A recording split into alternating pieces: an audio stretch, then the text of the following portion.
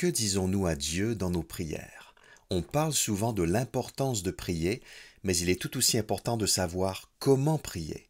Et l'apôtre Paul est un bon modèle à suivre dans ce domaine.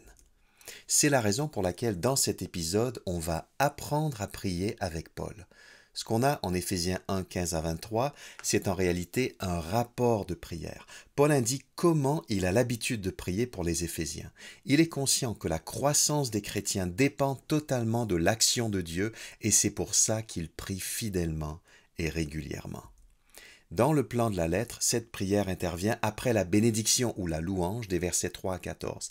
Il existe d'ailleurs un lien fort entre les deux textes. Paul commence en disant « pour toutes ces raisons » au verset 15. Autrement dit, parce que Dieu vous a déjà comblé de bénédictions, verset 3 à 14, je peux prier pour vous avec confiance. En fait, on voit dans cette prière que Paul prie que les bénédictions des versets 3 à 14 soient une réalité encore plus concrète et plus forte dans la vie des Éphésiens. Paul veut que les chrétiens s'approprient leurs bénédictions et il prie à cet effet. D'abord, Paul exprime sa gratitude à Dieu pour les Éphésiens dans les versets 15 et 16 que je lis. « Pour toutes ces raisons, moi aussi, après avoir entendu parler de votre foi au Seigneur Jésus et de votre amour pour tous les membres du peuple saint, je ne cesse de dire ma reconnaissance à Dieu à votre sujet quand je fais mention de vous dans mes prières. » Paul est reconnaissant pour deux preuves de l'œuvre de Dieu chez ses lecteurs, leur foi et leur amour. Leur foi au Seigneur Jésus, ce qui rappelle le tout premier verset de la lettre, et leur amour pour tous les membres du peuple saint, c'est-à-dire tous les chrétiens. Ça m'amène à m'examiner. Est-ce que je prends le temps régulièrement de remercier Dieu? Plus précisément, est-ce que je suis porté à remercier Dieu pour ce qu'il fait dans la vie des autres croyants et pas seulement dans la mienne? Encore plus précisément, est-ce que je suis porté à remercier Dieu pour la foi et l'amour qu'il donne à mes frères et sœurs? Ce serait sans doute une bonne habitude à prendre et ça changerait sûrement mon regard sur mes frères et sœurs. Maintenant, qu'est-ce que Paul demande à Dieu pour les chrétiens? Après la reconnaissance, deuxièmement, l'intercession. Lisons les versets 17 à 19. « Je demande que le Dieu de notre Seigneur Jésus-Christ, le Père qui possède la gloire, vous donne par son esprit sagesse et révélation pour que vous le connaissiez. Qu'il illumine ainsi votre intelligence afin que vous compreniez en quoi consiste l'espérance à laquelle vous avez été appelés, quelle est la glorieuse richesse de l'héritage que Dieu vous fera partager avec les membres du peuple saint, et quelle est l'extraordinaire grandeur de la puissance qu'il met en œuvre en notre faveur, à nous qui plaçons notre confiance en lui. » Au verset 17, Paul commence par résumer sa demande.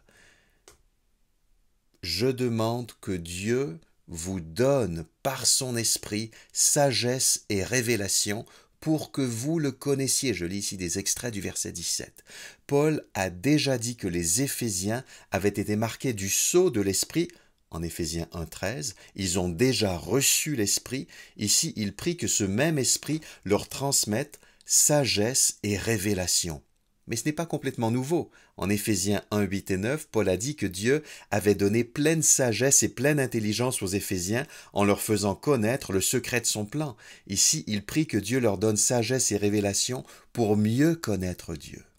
Connaître Dieu dans la Bible, c'est être dans une relation personnelle avec lui, c'est vivre une certaine proximité et une certaine intimité avec lui. C'est possible uniquement quand Dieu se révèle par son esprit. Paul dit pratiquement la même chose, mais avec des mots différents au début du verset 18, qu'il illumine ainsi votre intelligence afin que vous compreniez. Littéralement, dans l'original, c'est qu'il illumine les yeux de votre cœur. Mais dans la Bible, le cœur n'est pas toujours si différent de l'intelligence. Il n'y a pas cette dichotomie entre le cœur et la tête comme dans la pensée contemporaine occidentale. Qu'est-ce que cela veut dire? C'est le contraire de l'intelligence obscurcie dont il sera question en Éphésiens 4, 18. Mais l'illumination de l'intelligence, ça n'est pas un phénomène purement cérébral, comme quand on crie « Eureka » après avoir résolu un problème de mathématiques, par exemple. L'illumination du cœur ou de l'intelligence, c'est une prise de conscience qui oriente toute l'existence. Paul veut absolument que ses lecteurs comprennent trois choses, et ça va changer leur vie comme la nôtre. Versets 18 et 19. Il veut qu'ils comprennent d'abord en quoi consiste l'espérance à laquelle Dieu les a appelés. Nous qui sommes appelés au salut, sommes-nous tirés vers l'avant et vers le haut par notre espérance? Est-ce qu'elle occupe nos pensées?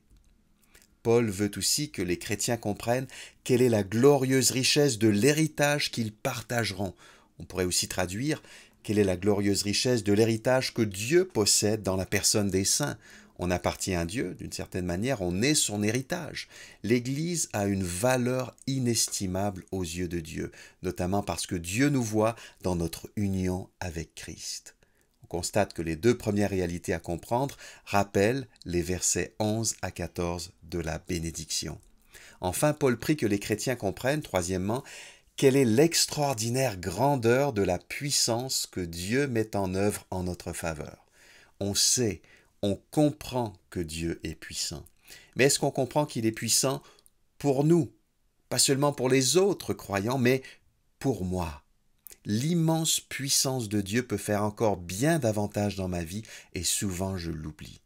Mais plutôt que de décliner tout ce que la puissance de Dieu peut encore faire en nous, Paul choisit de décrire ce que cette puissance a déjà fait. Ça va nous encourager. Et il passe dans les versets 20 à 23 de l'intercession à la louange. Mais cette louange, qui est la troisième partie de notre texte, elle rebondit sur la fin de l'intercession.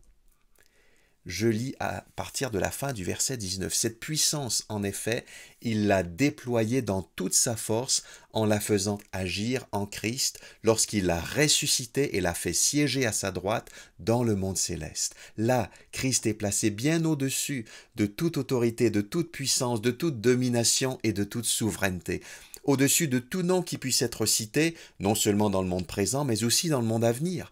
Dieu a tout placé sous ses pieds et Christ, qui domine toute chose, il l'a donné pour chef à l'Église, qui est son corps, lui en qui habite la plénitude du Dieu qui remplit tout en tous.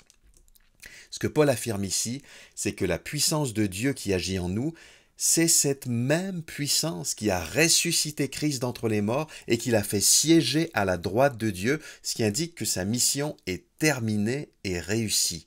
On a ici une allusion au psaume 110, verset 1, qui annonce que le Messie siégera à la droite de Dieu. Dans le monde céleste, Christ règne avec Dieu sur tout l'univers. Il est au-dessus de tous les anges déchus, de toutes les puissances hostiles énumérées au verset 21. C'est aussi un accomplissement du psaume 110.1 qui annonce que Dieu mettra tous les ennemis du Messie sous ses pieds.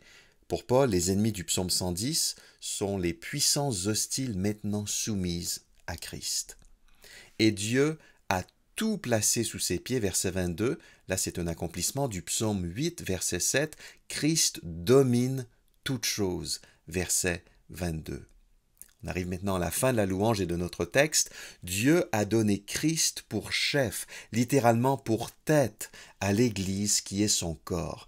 Christ est la tête de l'Église qui est son corps. C'est une métaphore de l'Église courante chez Paul. Elle est le corps de Christ. Il y a ici un jeu entre les pieds et la tête. Tout est placé sous les pieds de Christ, verset 22, il domine toute chose, et Christ est la tête ou le chef de l'Église, la tête du corps. De toute évidence, les métaphores se croisent. Mais le plus difficile à saisir, c'est la fin du verset 23. Lui en qui habite la plénitude du Dieu qui remplit tout en tous. En d'autres termes, en Christ habite la plénitude de Dieu, et Dieu, il remplit tout en tous, c'est-à-dire qu'il règne sur tout l'univers. Mais il y a une autre manière de traduire le verset 23, et elle figure dans les notes de la Semeur 2015. Il l'a donné pour chef à l'Église qui est son corps, où se manifeste pleinement celui qui remplit tout en tous. Selon cette lecture, dans l'Église se manifeste pleinement celui qui remplit tout en tous, c'est-à-dire celui qui domine sur tout l'univers, soit Dieu, soit Christ, c'est vrai pour l'un comme pour l'autre. Les deux lectures du verset 23 sont possibles et tout à fait conformes à l'enseignement de la lettre aux Éphésiens. Qu'est-ce qu'on a vu dans ce texte? Prions davantage pour mieux connaître Dieu et pour mieux comprendre ce qu'il met à notre disposition. Prions cela pour nous-mêmes, mais aussi pour les autres chrétiens, nos proches, nos amis et ceux qu'on connaît moins bien dans notre Église locale. Axons nos sujets de prière sur le progrès spirituel et pas seulement sur les circonstances de vie. Père céleste, merci pour la foi et l'amour que tu as donné aux chrétiens de mon Église. Par l'Esprit, donne-nous sagesse et révélation pour mieux te connaître. Illumine notre intelligence pour que nous comprenions l'objet de notre espérance, le fait que nous sommes comme un héritage précieux à tes yeux et l'extraordinaire grandeur de la puissance que tu mets en œuvre en notre faveur, souvent à notre insu. Loué sois-tu pour cette puissance que tu as déployée en ressuscitant Christ et en le faisant siéger à ta droite. Loué sois-tu pour la victoire de Christ sur tous ses ennemis qui sont dorénavant sous ses pieds et pour sa domination sur tout l'univers. Nous sommes fiers d'être l'Église, le corps dont il est la tête. Amen.